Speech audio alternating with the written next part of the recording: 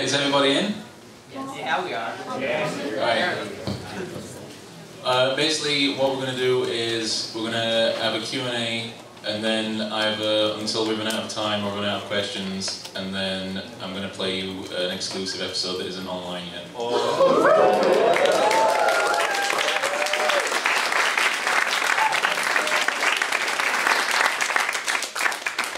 Thanks. That's worth 35 bucks to me. When I did this last time at SGC, we made like an organised line, but there's no point because this room's tiny. So, anybody got any questions? Okay, I'll go like across. This guy. When did you decide to get other people to voice your work instead of yourself? Day one. So I heard my own voice and went, no thank you. And I heard a stream where you knew John Tron from past, so it was pretty easy getting collaborations. Yeah, I knew a lot of people on YouTube before I started. Okay. The guy behind it, yeah? I'm going to independent game development. I'm just wondering, where do you, what resources do you use to do your research of any of these sources that talk about what happened behind the scenes with some of these games that you talk about? How do I do the research? Yeah, how do you do the research for these games? Most of the information comes from developer interviews. Those are the best source really, because usually they'll give out one really good tidbit of information per interview. So you have to read a lot of interviews to get the best information. Thank you. The guy behind that guy. Is there any games you made an episode for and felt that you really want to make a second part?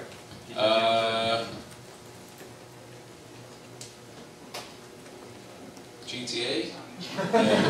Because there's tons on that series, I only did one episode and I haven't touched it for like 2 years. Woo! You? Yeah? Where did you come up with the idea of singing the lines when you're trying to pronounce them? That was advice from Ego Raptor. Word.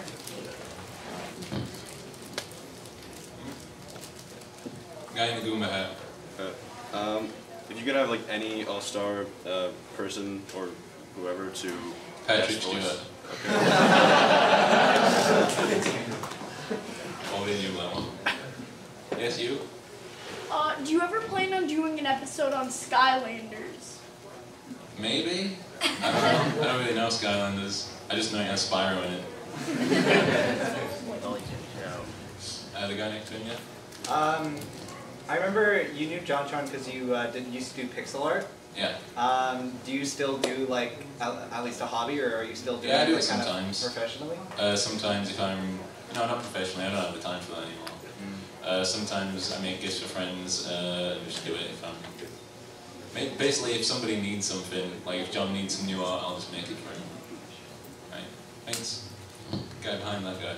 Hey man. Hey. I was wondering, what game would you want to do that you haven't done yet? Or Castlevania. Ah. Yeah.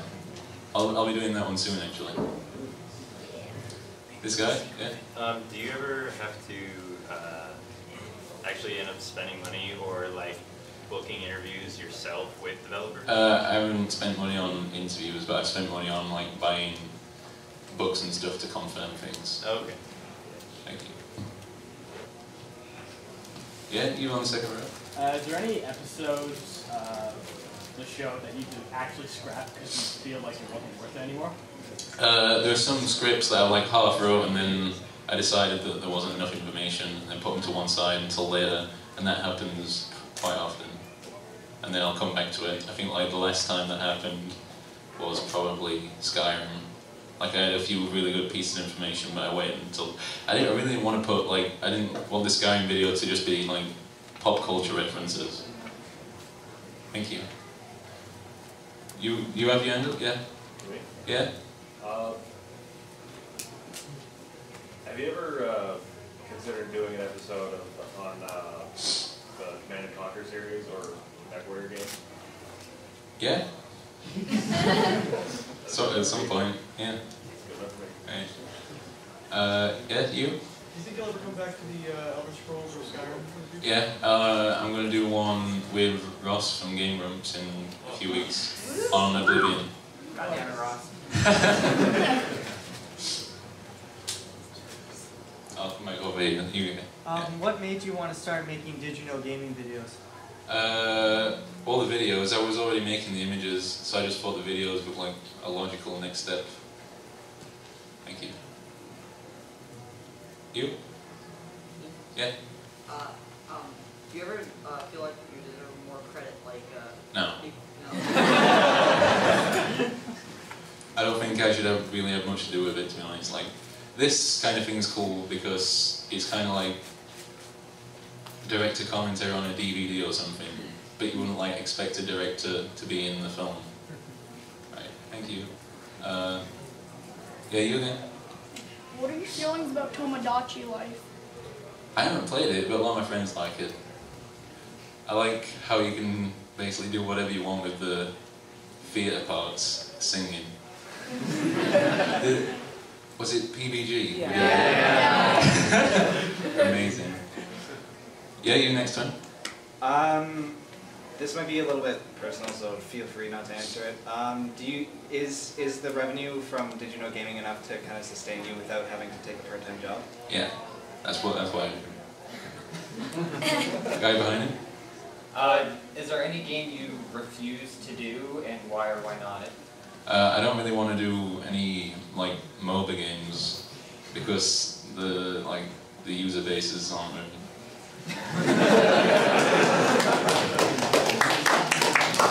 Right, this guy, yeah. Was it weird going from website to YouTube channel? Not really. It felt like pretty natural. I noticed that I announced the YouTube channel before there were even any videos, and I think it got like 1,000 subscribers before I even did anything with it. Like, cool. Yeah, this guy. What's the weirdest gaming fact you've ever found? I'm not sure if it's the weirdest one, but it's one that I really like, and it's for Metal Gear Solid 3. I think there's one of the bosses. I think it's the Fear. Like he injects his victims with like a poison of the Brazilian wandering spider, and he describes it in detail what the poison does. But he leaves out one detail, and it's that if you're a man, it makes you die with an erection. Yeah. How much time on average goes into one video? It varies a lot.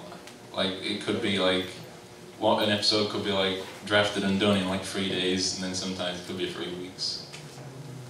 Right, thank you. Yeah? Have you ever had any like developers contact you about the videos you've done, or like offer information and stuff? Yeah. Like a few months ago we actually got invited to go to Japan and interview Hideo Kojima. We did that.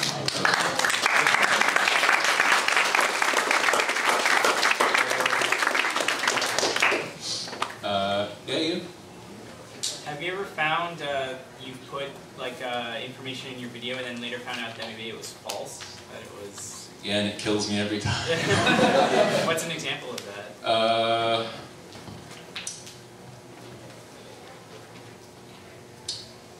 I think in the Doom episode that went up a few weeks ago, it said that there were 5 protagonists in the game when there was actually 4, because one of them instantly died in like the opening for the beta version. Yeah, it sucks. Yeah, you again? What was your favorite episode to make?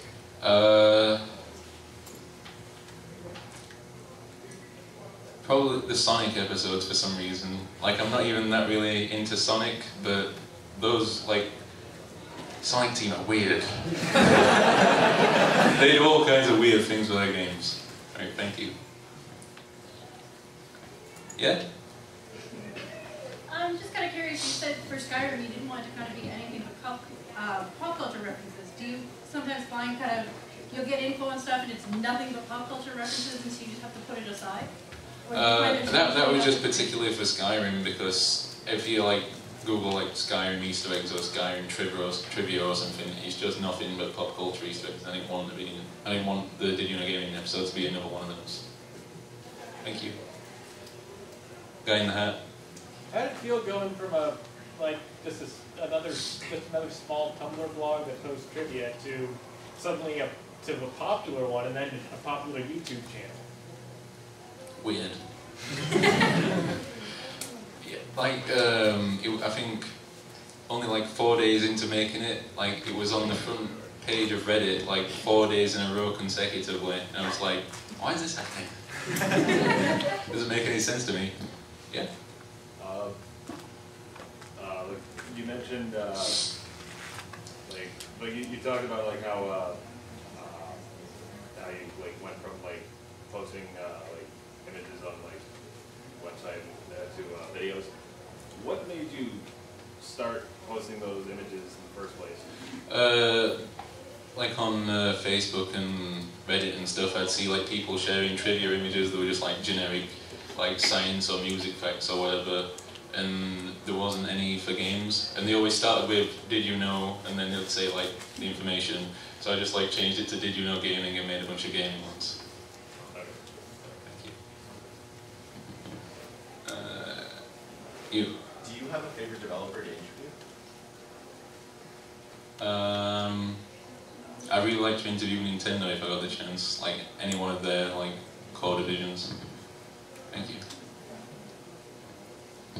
This guy, yeah?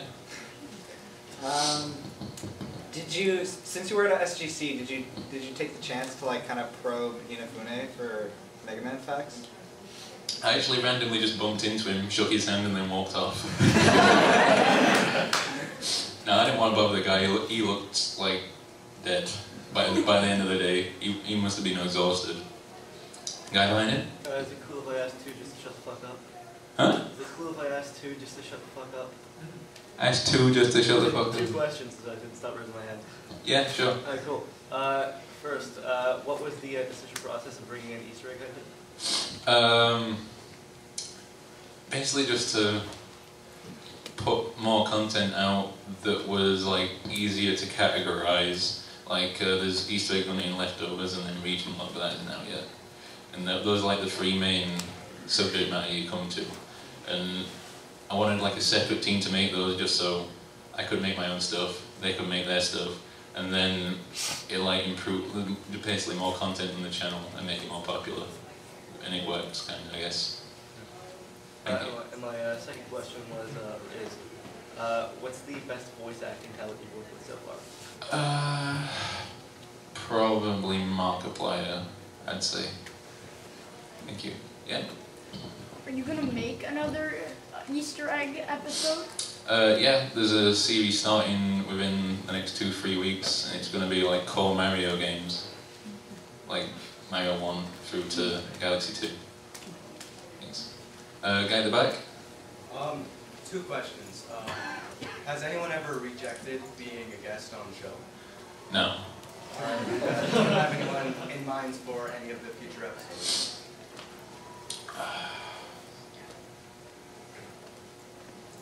Not really, to be honest. Like, it's usually like I don't usually reach out to new people that often. They usually like send me an email saying they're interested in voicing one, and it's like, yeah, I'll look at what's coming up and decide if there's something that they've already covered. Like if they already covered something like Half-Life, I'd give them a Half-Life episode to voice. Thanks. Goodbye. So you did the Doctor Who episode, which is awesome. Thank you for that. Thank you. Do you think you would ever consider doing another one for the cult following kind of related episode? Basically just like another themed episode based on a different franchise. Yeah, probably. Like I also did the South Park one like a year ago, I think, and I'll probably do another one. I think I wanted to do a Simpsons one as well. Somebody at the back of their hand up. No? Was it you? No? Well, I had my hand up, but the guy already... Alright. You, yeah?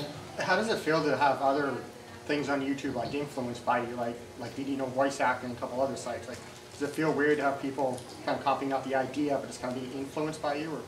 Well, the guy who does Did You Know voice acting, Chris Niosi, I know him personally, and I think he only did that because he knew I wouldn't call out plagiarism.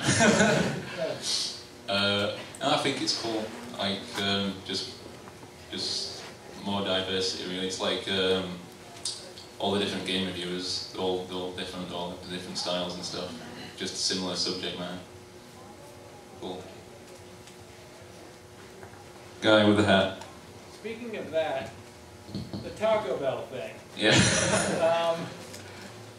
Was the first you found out about it once it was uploaded, or how did that come about?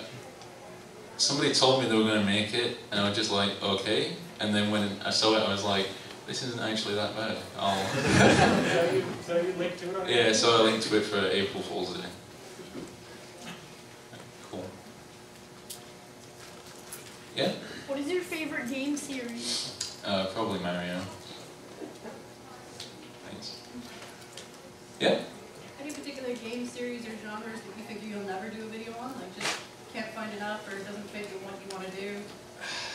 I don't think I'll ever probably do Call of Duty just because I don't want people to say, you sold out.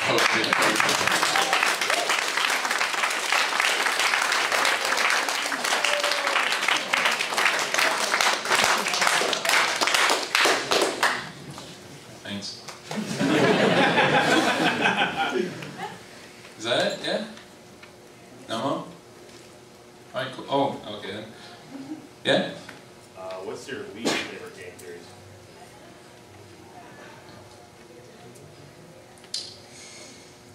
That's a tough one. I honestly don't know, sorry. Alright. Yeah? I'm a bit new to your videos, but I'm curious, are you thinking of branching off to not just games but systems as well? Like, I've already done a few system episodes, yeah. Probably do GameCube and Dreamcast sometime soon.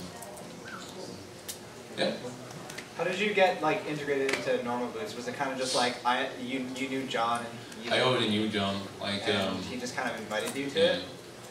Like I knew him from like the very start of Normal Boots. Like when he made it, I posted my art on the forums, and then he got in touch with me because he wanted to make like a Normal Boots arcade where you like flash games on the site, but that didn't work out. We stayed in touch anyway, so we were friends by that point. And I just made art for the site and for John's videos. Were you the one who did the original Normal Boots yeah. logo? Cool. Thanks. Yeah? Can you tell us a little bit about what your creative process is when you say, okay, here's a series like Pokemon, then what? Just like look around for information, and it's weird because you can't really describe what makes something interesting.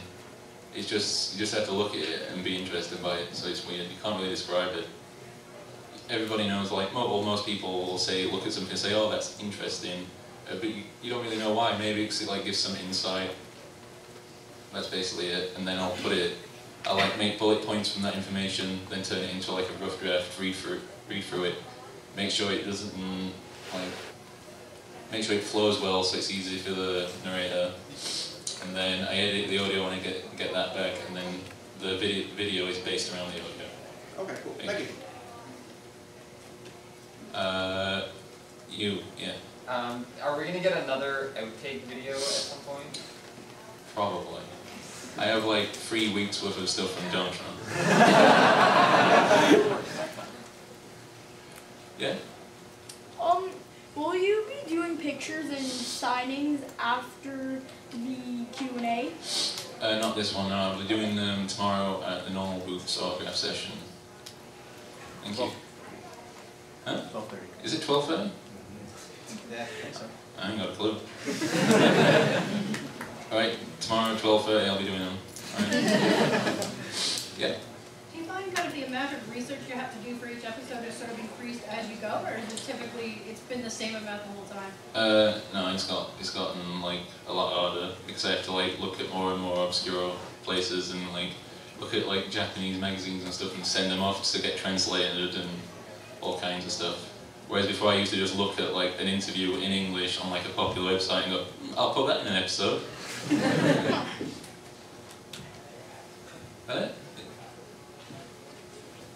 Yeah? So if that's the case, how come you haven't either like hired a translator or just started learning Japanese yourself? And saved the trouble? Because the guy I know does it for free and he's good. Thanks. Alright, thanks. Yeah? This is kind of a generic one, but like, what advice do you have for aspiring video makers on YouTube? Make something that you think is interesting, because if you don't want to watch it, then probably nobody else will. Yeah, guy behind? How long do you see yourself doing what you're doing? I don't know. Like, maybe a few years, maybe more. Yeah. Do the narrators have any creative input in the scripts? Yeah, sometimes they'll throw their own trivia in. Like the Final Fight episode that went up like 2 weeks ago, Matt threw in. Matt's like a long time Final Fight fan, so he threw in some information at the end. Okay. Yeah? Where did you get the idea to create Hidden Block?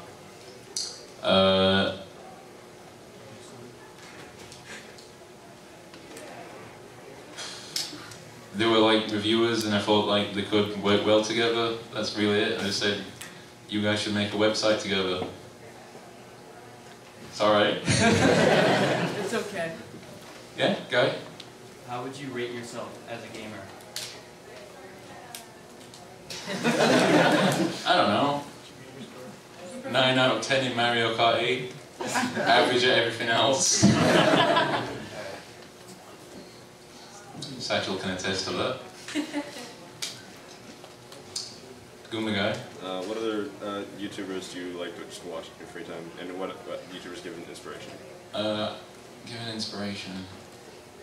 Vsauce probably. That's really cool. Network of channels. And I really like watching Pinball Gamer stuff. It's like his gameplay channel. Whenever something new comes up, I just watch that. Yeah. So for the most part, most of your videos have been on fairly well-known franchises. Do you think you'll start doing stuff on more obscure? Yeah, definitely. I've had an idea to like make like Did You Know Gaming indie games, and then put like maybe 3 or 4 indie games within one episode, just so I can cover like lesser known stuff.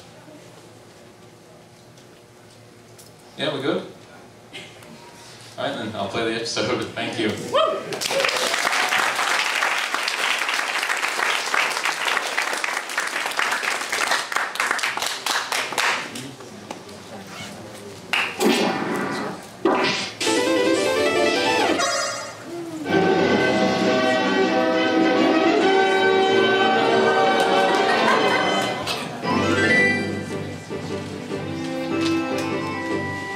Did you know? The Legend of Zelda: Ocarina of Time was heavily influenced by a failed attempt at remaking Zelda 2: The Adventure of Link. Before work began on Super Mario 64, Nintendo experimented with a polygonal remake of Zelda 2 on Super Nintendo using the Super FX chip. Zelda series developer Yoshiaki Koizumi described the game in motion as a thin, polygon Link seen from the side and fighting with his sword. The emphasis on swordplay came from a desire to incorporate Chanbara-style sword fighting. Chanbara is a genre of film known as samurai cinema in the West, and is notorious for its sword-fighting action sequences. This desire was carried over to Ocarina of Time and embedded into both the gameplay and the story. Even the original reveal trailer for Zelda 64 showed just how fundamental sword fighting was to the game. There's one interesting thing to note about this early trailer. The knight Link is dueling is covered in the exact same texture used on Metal Mario in Super Mario 64. The trailer's background was bare, and Link was the only fleshed out character on screen, suggesting this trailer was from an extremely early stage in development.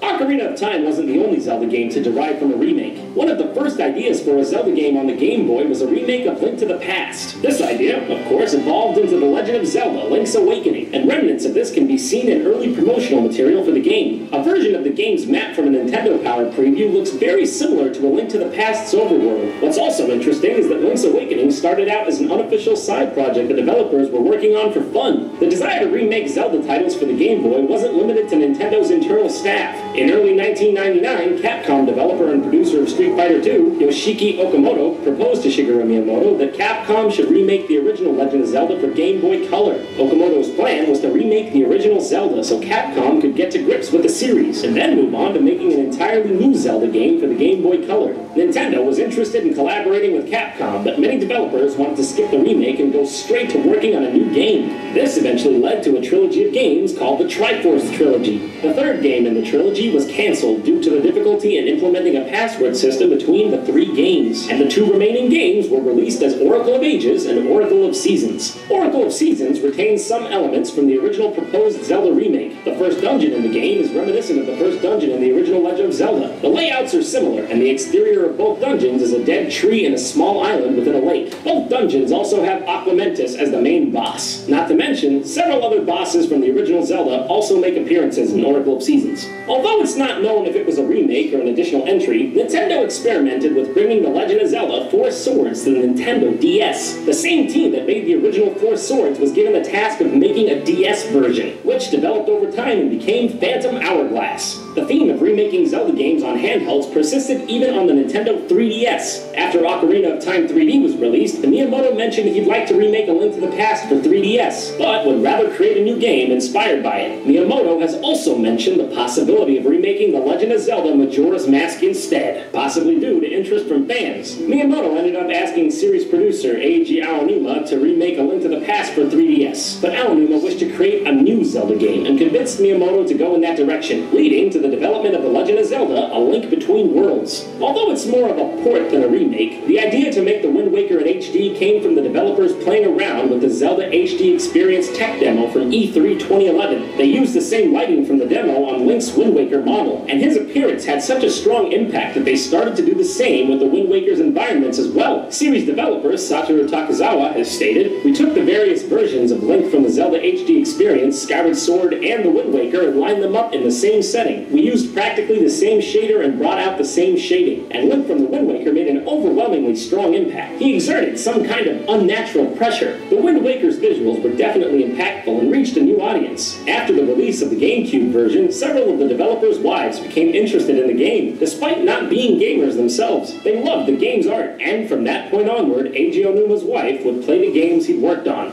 The Zelda series also has a few interesting audio quirks. One of these quirks can be found in the Wind Waker's audio for the Choo-Choo enemies. This sound is actually an argument between 2 Japanese men that's been sped up and played in reverse. The man at the start says, "At least I'm not balding," and the man near the end says, "And looking like you are, people will think you're a monster."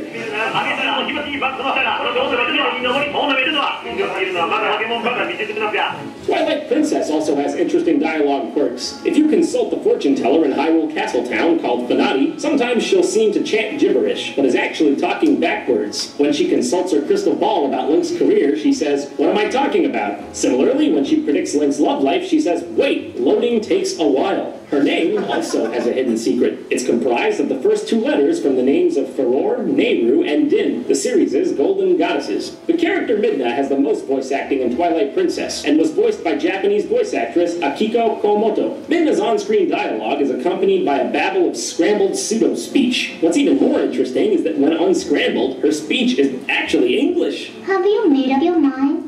I'll take you there with my power. What do you think happened to those who try to rule with sacred magic? I'll be watching. I guess you aren't stupid. That's all for today, but don't forget to hit equip on our Normal Boots channel page to get email updates on new videos. Make sure you also check out DidYouKnowGaming.com, and if you like this video, check out the other ones. Don't even get minimum wage for this. What am I supposed to do, huh? Well, you want me to eat fucking grapes?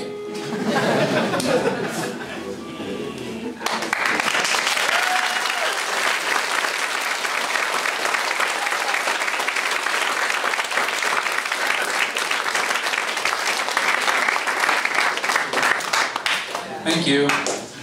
Well, that's it. Bye.